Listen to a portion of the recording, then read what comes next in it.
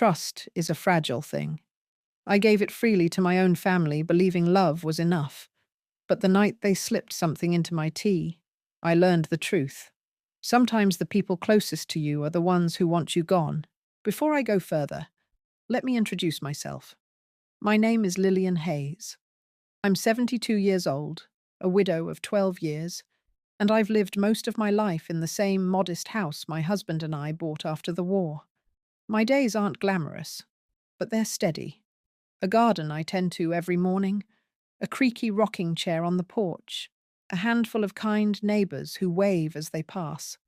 I thought that steadiness was enough to protect me. I was wrong. The betrayal didn't come from strangers or lurking shadows.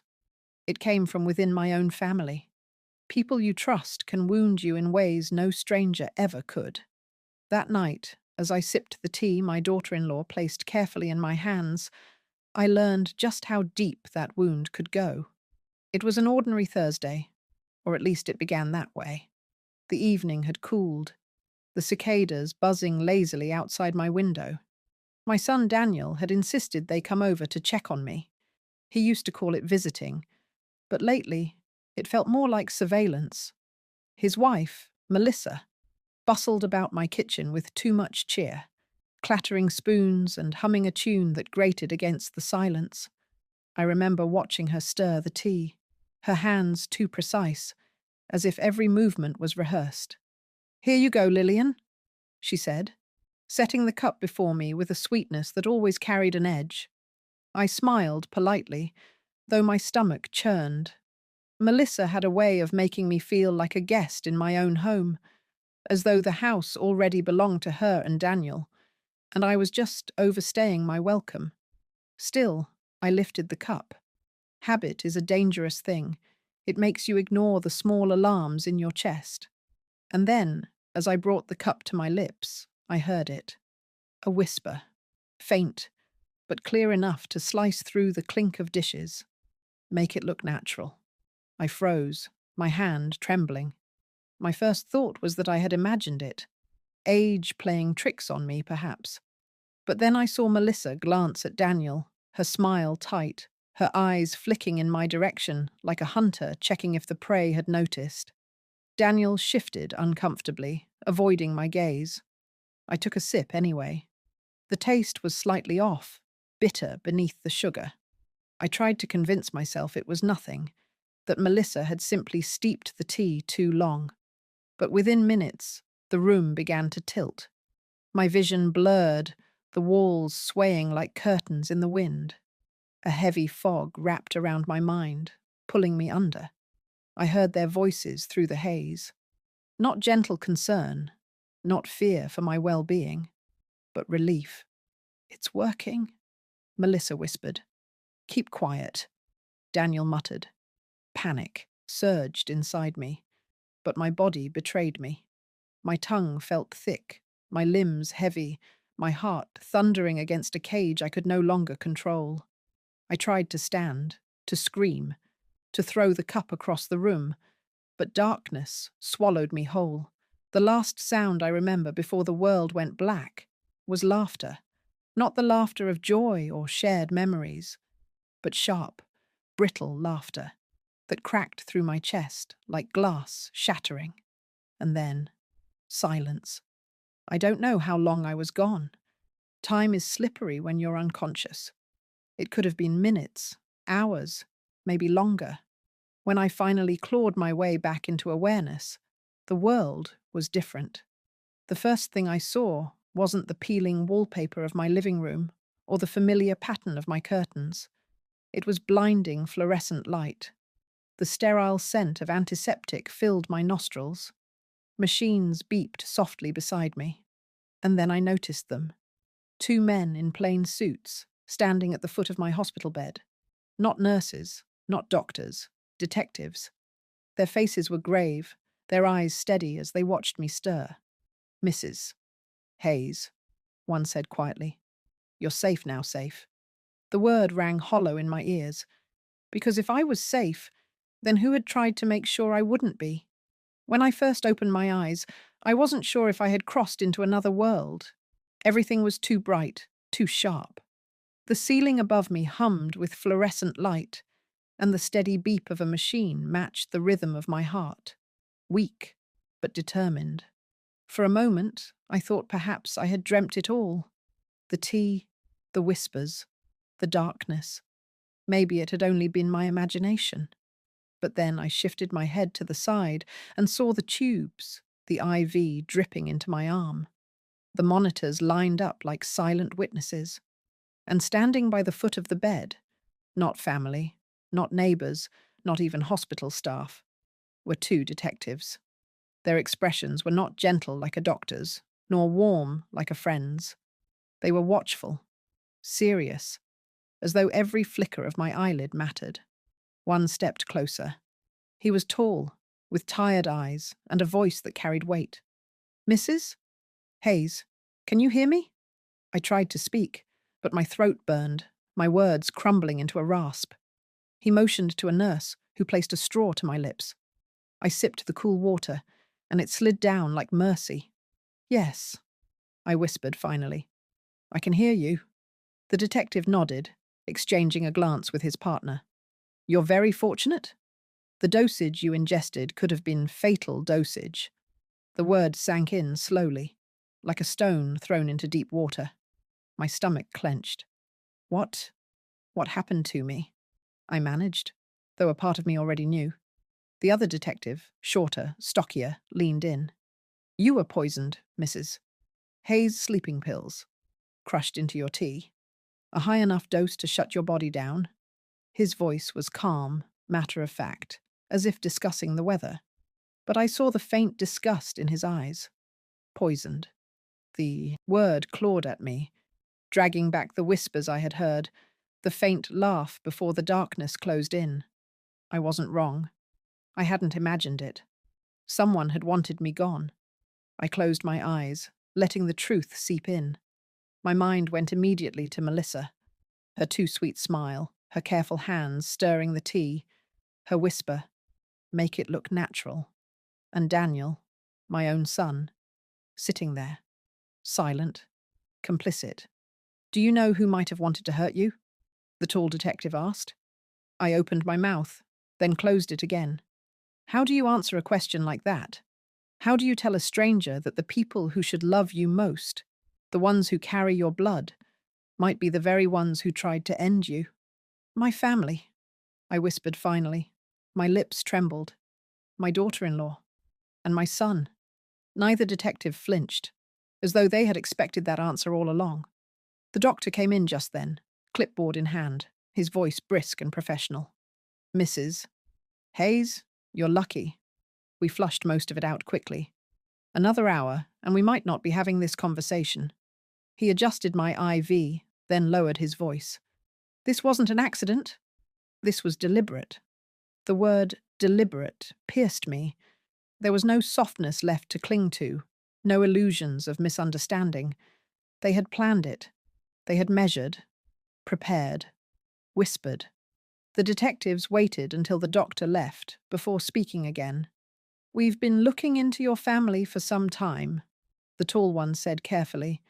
"We've received reports about suspicious financial activity and complaints from neighbours about loud arguments at your home."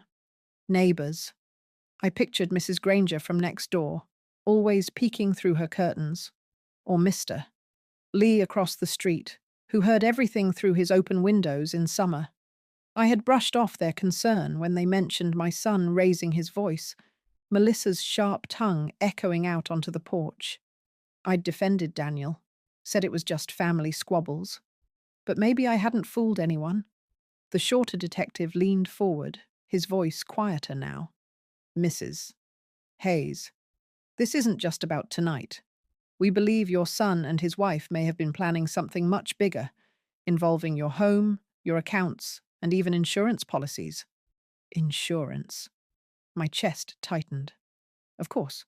The house, the savings my husband and I had built, the modest nest egg for my twilight years. It was never enough for Melissa. She wanted it all. And Daniel. He hadn't stopped her. He hadn't protected me. "Why me?" I asked, though the answer was already in my bones. The The detective's eyes softened. Because you're worth more to them gone than alive. The room tilted again, but this time it wasn't the pills. It was grief. Not for my own life, but for the son I thought I had raised. The boy who once held my hand crossing the street, who whispered goodnight prayers at my bedside when he was small. How had that boy grown into a man who could stand by while his wife stirred death into my tea? I turned my face away, staring at the sterile white wall. The truth was heavy, unbearable. Yet beneath the sorrow, something else stirred. A fire. I had survived. I had woken up. And if they thought I would go quietly, they were wrong. Lying in that hospital bed, with monitors beeping and detectives watching me like a fragile piece of glass, I couldn't stop the flood of memories that came rushing in. This didn't start with the tea. No. The tea was just the final act. The curtain had been rising for months, maybe even years, and I had been too blind, or perhaps too hopeful, to see it clearly. It began, I suppose, when Melissa first moved into Daniel's life. At first, she seemed charming, polished, the kind of woman who always had her nails done, her hair perfectly set, her smile bright enough to disarm anyone. But beneath that smile was something sharper. I saw it in the way she looked at my house when they visited, her eyes drifting from the crown moulding to the antique furniture my husband had lovingly refinished. "This place has good bones," she once said casually, tracing her finger along the wooden banister. "With a little updating, it could really shine. Open concept, maybe even a new kitchen island," I remember chuckling politely, brushing it off as idle talk. But Daniel didn't laugh. He just looked at her, nodding, as though she were describing something already theirs. Not long after, the conversations turned more direct. "Mum," Daniel had said one evening, his voice awkward but firm. "Melissa and I were talking. Maybe it's time you think about moving somewhere easier. A retirement place. With all the amenities. Meals, activities, people your age. You'd have company." I had stared at him, the tea in my hands trembling slightly. "I have company," I replied softly. "I have my neighbours, my garden, my church. And I have my memories here. This is my home." Melissa's smile never wavered. "Of course, Lillian. But think of the stress, the upkeep. You're not getting any younger. We just want what's best for you." But what she wanted wasn't my well-being. It was my house. I noticed it more and more. She was always the one to bring me tea when they visited, always the one to tidy up my paperwork, offering to help with bills. One afternoon, I caught her leafing through my mail, her eyes lingering on a bank statement before she quickly set it down with a guilty laugh. "Oh, just making sure nothing important gets lost," she said. I should have stopped her then, should have set boundaries. But Daniel's silence weighed on me more than Melissa's intrusion. He didn't defend me. He didn't tell her to respect my space. He just stood there, hands in his pockets, eyes down, as though this was all perfectly normal. The detectives had mentioned financial complaints, neighbours, suspicious activity. And as I thought back, the puzzle pieces began to fit together. A few months earlier, Daniel had pressed me about some documents. "Just sign these, Mom. It's nothing complicated. A transfer, so if anything happens, everything is smooth. Less paperwork later." But I had paused, scanning the legal jargon. "This looks like I'd be giving up ownership," I said slowly. Melissa's laugh was too quick, too loud. "Oh, don't be silly. It's just a formality. For your protection, I didn't sign. Something in my gut told me to hold back. And thank God I did." Now, lying in the hospital, I realized why the detectives had been watching them. The whispers I had ignored, the pressure to sign papers, the endless talk about what's best for me. It wasn't concern. It was greed, plain and simple. They had already begun to see me not as a mother, not as a person, but as an obstacle between them and what they wanted. The shorter detective cleared his throat, pulling me back from my thoughts. Mrs. Hayes, you mentioned your son and his wife. Have they ever asked you to sign over your property? Any financial documents, insurance, things of that nature? I nodded slowly, my throat tight. Yes, more than once. They they wanted the house. My husband built our lives here. We paid every penny, brick by brick, and they wanted to take it as though it were nothing. The taller detective scribbled notes, his brow furrowing. We've confirmed attempts at forgery. Someone tried to replicate your signature at the county clerk's office last month. It didn't pass inspection, but it raised a red flag. That's partly why we were alerted. The room tilted again, not from drugs this time, but from the sheer weight of betrayal. Forgery. My own son, my blood, trying to mimic my hand to erase me from my own home. I don't understand, I whispered. Why would he do this to me? The detective's eyes were steady. Because he thinks he'll never be caught. People who want money often convince themselves they're smarter than everyone else. I pressed my hand against my chest, where the ache of sorrow burned hotter than the IV needle in my arm. My son had wanted me gone. My daughter-in-law had whispered death into my tea. And yet, as horrible as it was, something inside me hardened. If they thought I was too weak, too old, too gullible to see through them, they were wrong. The detectives didn't rush me. They let me sit in silence, my frail hands clutching the thin hospital blanket, my heart pounding as if trying to keep pace with the beeping monitor. I had just confessed what I feared most, that my son and his wife had turned against me, that they weren't just greedy, but willing to go as far as ending my life. The tall detective broke the silence first. Mrs. Hayes, he said carefully, we need you to understand something. This isn't just about you tonight. Your son and his wife, they've been on our radar. For a while, I frowned, lifting my eyes to his. On your radar? The shorter detective nodded. We've been watching them for months. Not just because of the forgery attempts, but because of complaints. From neighbors, from the bank, even from one of your church members. People have noticed things. They've seen how you're treated. We followed up, quietly. And what we found? He trailed off, glancing at his partner. The tall detective leaned in. What we found is a pattern. Financial irregularities. Large withdrawals from accounts in your name. Attempts to open credit lines using your information. We couldn't move forward without proof you weren't involved. Tonight gave us that proof. I felt the air leave my lungs in a rush. So you've known. You've known they've been circling me like vultures. He didn't deny it. Instead, his eyes softened. We suspected. But suspicion isn't enough in a court of law. We needed them to reveal their hand, and they just did. I gripped the blanket tighter. Then why am I still here? Why haven't you arrested them already? The shorter detective exchanged a glance with his partner, then lowered his voice. Because we want more. We want the whole picture, the forgery, the poisoning, the insurance policies. If we move too soon, your son may walk free on a technicality. Melissa might plead ignorance.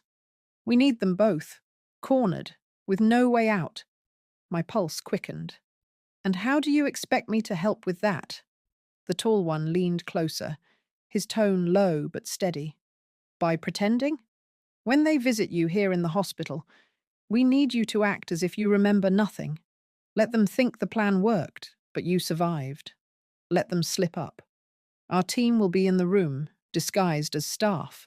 We'll be listening, recording. The more they reveal, the stronger the case. A chill ran through me. Pretend to be weak. Pretend not to know. My whole life had been built on honesty, on speaking plainly. And now, to save myself, I had to lie to the people who had already betrayed me. I closed my eyes, the weight of it pressing against my chest. Then I thought of my husband, of the home we built together, of the garden where I still felt him with me, in the roses and the soil he once turned with his own hands. And I thought of the whispers, the laughter as the darkness took me. I opened my eyes again. I'll do it. My voice was steadier than I expected. If they want to think I'm weak, I'll let them, but I'll make sure they hang themselves with their own words. The shorter detective gave a small nod, as though he had expected nothing less. Good. We'll take care of the rest. You just need to play your part. For the first time since waking, I felt something like control. Not much, just a flicker, but enough. Enough to sit up straighter, to breathe a little deeper. That night, as the machines hummed and the nurses came and went, I lay awake, rehearsing in my mind how to slump my shoulders, how to let my voice shake, how to act like a frail old woman who remembered nothing but a faint headache. But underneath the act, my heart burned with something stronger. They thought I was finished. They thought one more sip of tea would silence me forever. They were wrong. Morning light filtered through the thin hospital blinds, streaking the room in pale gold. I sat propped against the pillows, hands folded neatly over the blanket, every muscle rehearsed into stillness. The detectives had left just before dawn, reminding me again of the plan. Act confused, act frail, act like nothing made sense. It wasn't hard to look weak. My body still ached from the sedatives.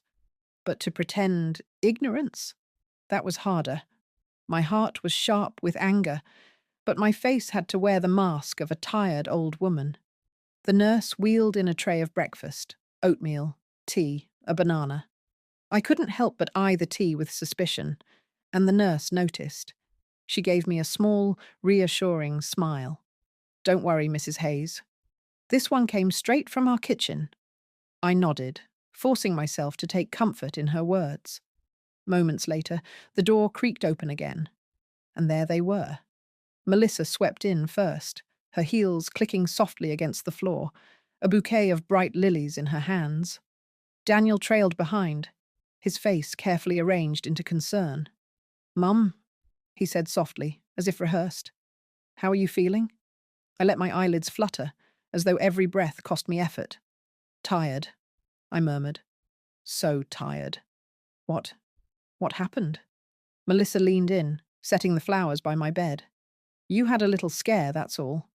Nothing serious. The doctors said it was exhaustion. Right, Daniel?" He nodded quickly.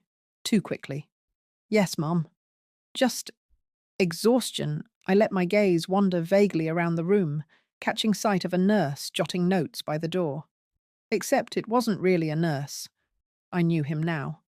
The shorter detective in scrubs, a pen poised like a weapon.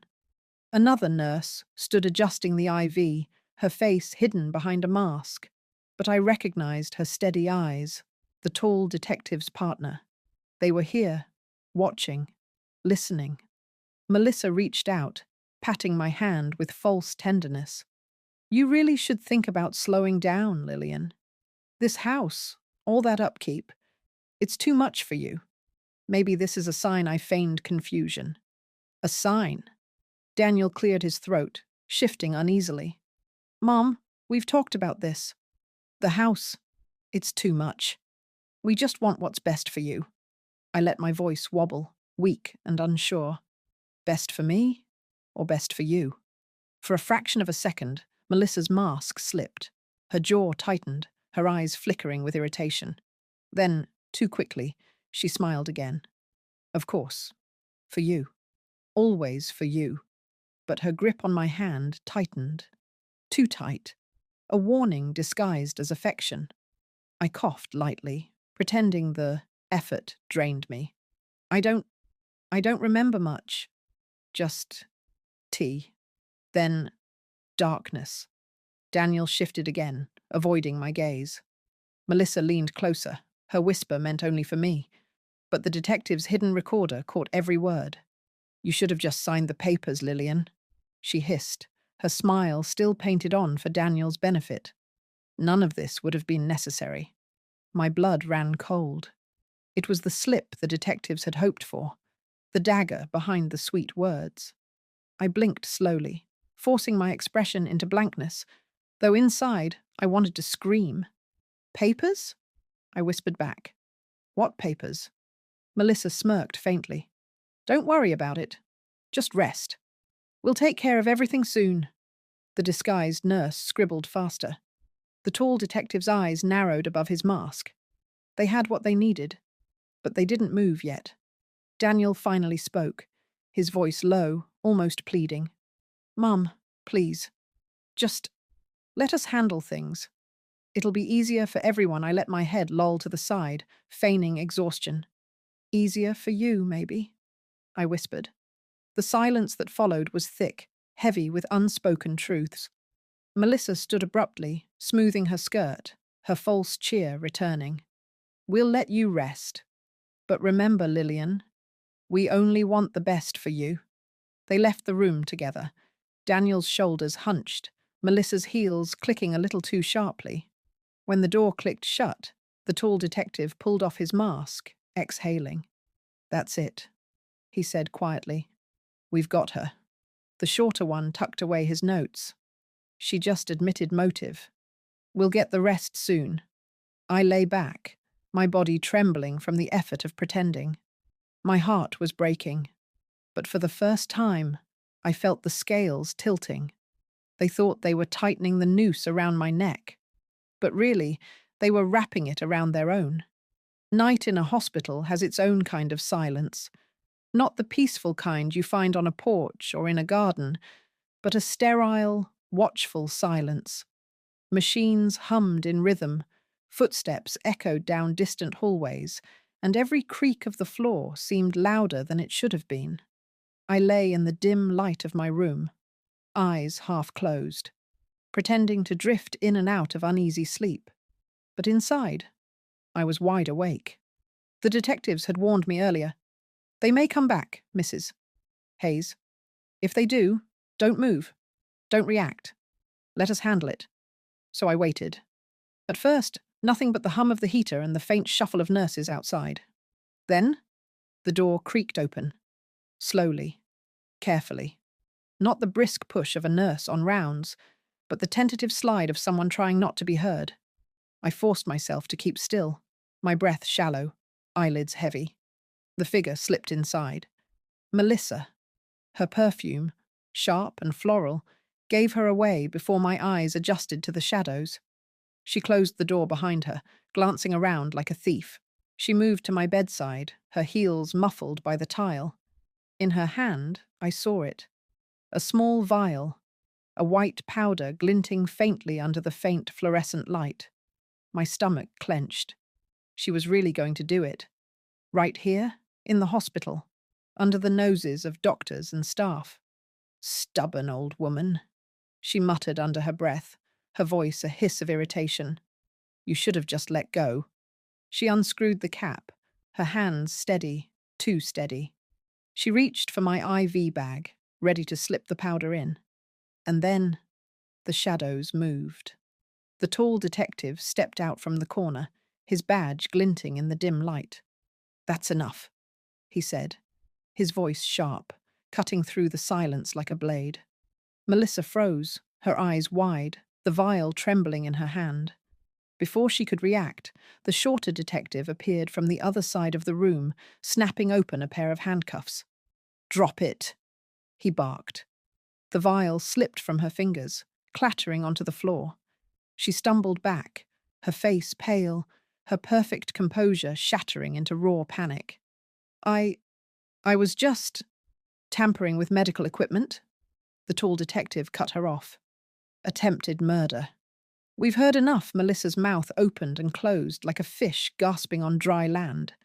She looked toward me then, perhaps hoping for pity, for some sign of weakness. But I was no longer pretending. I sat up slowly, my voice steady, calm, sharper than any knife. I heard you the first time, Melissa.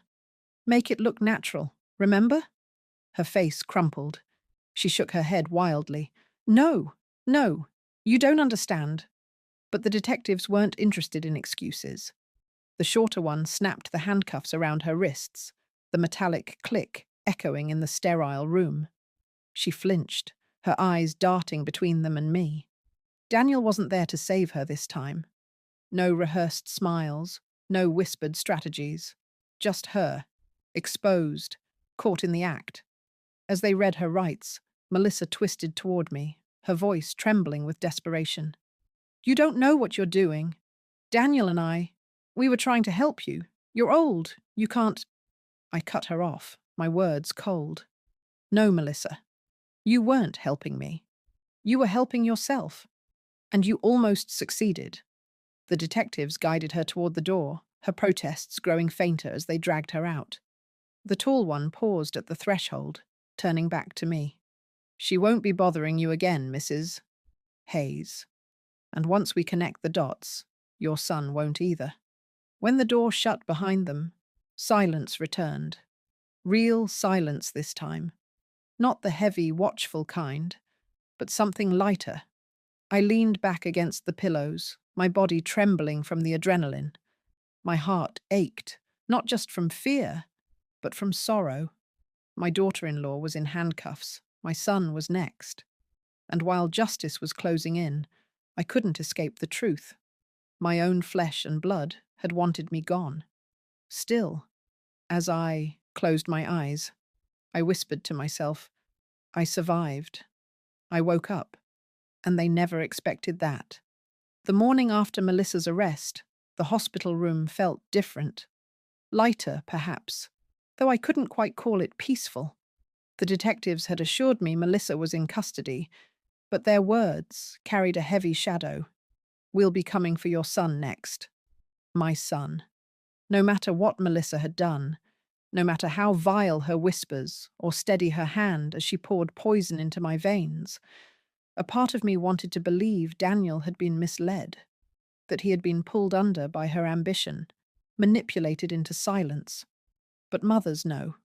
Deep down, I had seen the way he looked at my house, at my accounts, at me. And now, the detectives would prove it. By mid-morning, they returned. The tall one carried a folder so thick the papers inside bulged against its edges. He set it on the tray table beside my untouched oatmeal. Mrs. Hayes, he began, we need to be completely honest with you. What Melissa did last night sealed her fate. But Daniel, your son, he's not just complicit. He's been active in this from the beginning. My throat tightened. Show me, I whispered. The shorter detective opened the folder. One by one, he laid out documents across my lap, like a grim deck of cards. Forged checks, applications for credit lines, a county record stamped denied. The same property transfer Melissa had once pushed me to sign. And then, the final blow, a life insurance policy. My name typed neatly across the top, Daniel listed as the beneficiary. The numbers stared back at me. More money than I had thought my life was even worth. My breath caught. He signed this? The tall detective nodded. Both of them did. Melissa's handwriting filled out most of the forms. But Daniel's signature is here. More than once my hand trembled as I touched the page, the black ink, a brand against white paper. A mother's worst nightmare wasn't death. It was realizing her child had traded her life for a sum of money. I gave him everything, I murmured. My voice cracked, breaking under the weight of memory. When his father died, I made sure he finished school. I sold my jewelry to help with his first down payment. I kept nothing for myself, so he wouldn't feel less than his friends. And this is what I get. The shorter detective shifted uncomfortably, his eyes soft with something like pity. Mrs. Hayes, I know this is difficult, but you need to see the truth for what it is. He wasn't coerced. He wasn't blind. He was planning this with her. Tears stung my eyes, blurring the cruel papers before me. I wasn't crying for myself anymore. I was crying for the boy who used to run across our yard, his shoelaces flapping, shouting for me to watch him climb the tree his father planted. For the young man who once held my hand after the funeral, promising to take care of me now, Mum. Where had that boy gone? The detectives didn't give me long to wallow. By afternoon, word came that Daniel had been taken into custody. They found him at the bank, trying to withdraw funds with my forged signature. When he saw the detectives, he hadn't even fought. Later that day, they let me listen to a snippet of his interrogation. His voice came through the small recorder, tight and defensive. "It was Melissa," he insisted. "She pressured me. She made me sign things. I didn't want to hurt my mother." But then the detective on the tape slid a paper across the table. "This is your signature, Daniel. On your mother's life insurance policy." Explain that silence, just the scrape of a chair as he shifted.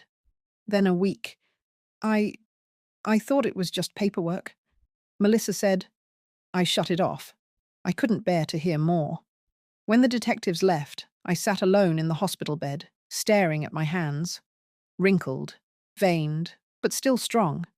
Strong enough to hold the truth, even if it shattered me. I had lost my son long before the detectives put him in handcuffs. I just hadn't wanted to admit it. But as the sun dipped behind the blinds, I whispered to myself, steady this time. If he thought I wouldn't fight back, he was wrong. The day of the trial came sooner than I expected. Time has a strange way of bending when you're waiting for something inevitable. It feels both endless and sudden. I found myself sitting in the courthouse, hands folded neatly in my lap, as if proper posture could keep me from unraveling. The courtroom was colder than I thought it would be. Not in temperature, but in atmosphere. Everything was polished wood and stern faces, a place where truth was stripped bare, no matter how ugly. I sat quietly in the second row, flanked by two kind neighbours who insisted on accompanying me. Behind me, the gallery murmured with whispers of curiosity. And then they brought them in. Melissa first, her wrists bound in cuffs, her face a mask of pale defiance. She had traded her designer dresses for a plain jumpsuit, her hair no longer coiffed but limp, her eyes darting nervously. Daniel followed, slower, shoulders hunched, his face drawn in a way that made him look both older and more pitiful than I had ever seen him. He didn't look at me. Not once. The judge entered, adjusting her glasses as she settled behind the bench. Her voice was steady, deliberate, carrying authority with each syllable. "Court is now in session." The prosecutor began, his words crisp, laying out the case piece by piece. The poisoned tea, the forged documents, the failed property transfer, the insurance policy. Each item was laid bare like evidence on a table, undeniable and damning. Recordings of Melissa's own words echoed through the speakers. "You should have just signed the papers." I felt the room stiffen as those words hung heavy in the air.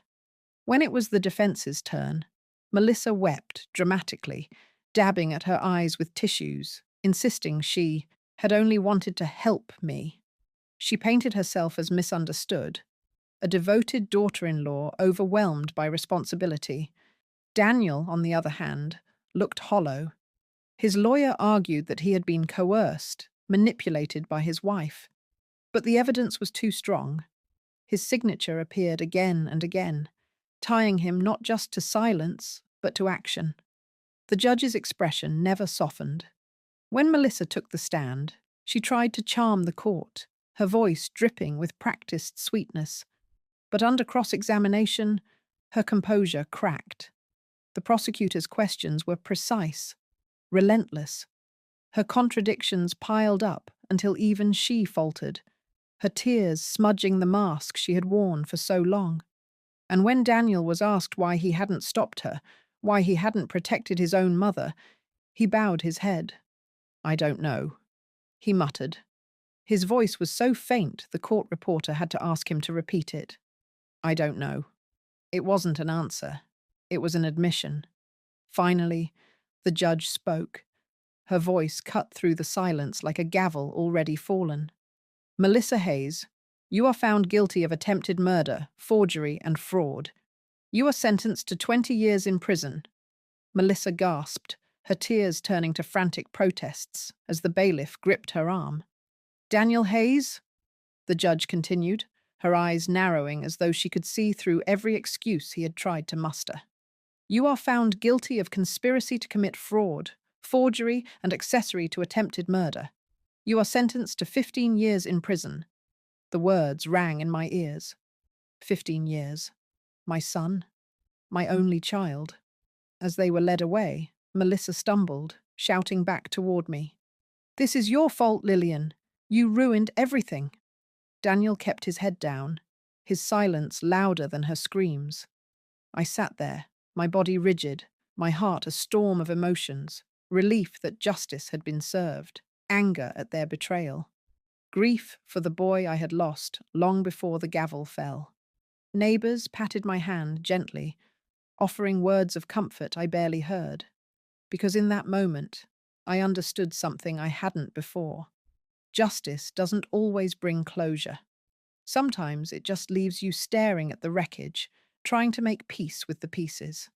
That night, back in my quiet house, I sat in my rocking chair with the court papers beside me. Outside, the garden rustled in the breeze, the roses my husband planted swaying gently. I whispered to him, though the night air carried no reply. "They thought I wouldn't wake up," I said softly. But I did. And when I opened my eyes, it was their freedom that ended, not mine. The words settled over me like a blanket, not warm, not comforting, but firm, a truth I could live with, because I had survived. And survival, in the face of betrayal, was its own kind of justice. A week after the trial, I walked to the cemetery with a small bundle of roses from my garden, the same ones my husband had, planted years ago, their petals soft and red as blood, their thorns sharp as truth. I knelt carefully at his grave, brushing away the leaves that had gathered across his name. "I made it," I whispered. "Though it nearly broke me, I'm still here." For a long moment, I said nothing else. What words could capture what had happened? That our son had tried to trade my life for money? That the woman he chose had nearly succeeded? Some truths are too heavy to lay at the feet of the dead. So instead, I told him the part that mattered. They didn't win. When I left the cemetery, I didn't return to an empty life. My neighbors had rallied around me. Mrs. Granger from next door brought casseroles. Mr. Lee trimmed the edges of my lawn without asking. Even the young couple down the street stopped by with groceries, their little girl handing me a crayon drawing of a flower with the words, "For Miss Lillian's," scrawled in shaky letters. It didn't erase the loss. Nothing could. But it reminded me that family isn't always blood. Sometimes it's the people who choose to stand by you when others walk away. At night, I sat on my porch in the rocking chair, listening to the cicadas and the soft rustle of the garden. My heart still ached, but I had found a kind of peace. I wasn't naive anymore, but I wasn't broken either. And I realized something important. Survival isn't just waking up in a hospital bed after someone's tried to end you. Survival is standing up afterward, reclaiming your place in the world and refusing to be erased. Melissa and Daniel lost more than their freedom in that courtroom. They lost me. They lost the chance to ever call me Mom again. I sipped a cup of tea, one I brewed myself this time, and looked out over my garden. They thought I wouldn't wake up, I said aloud, the night air carrying my words. But I did, and I'll keep waking up every day as long as I can. That's my justice.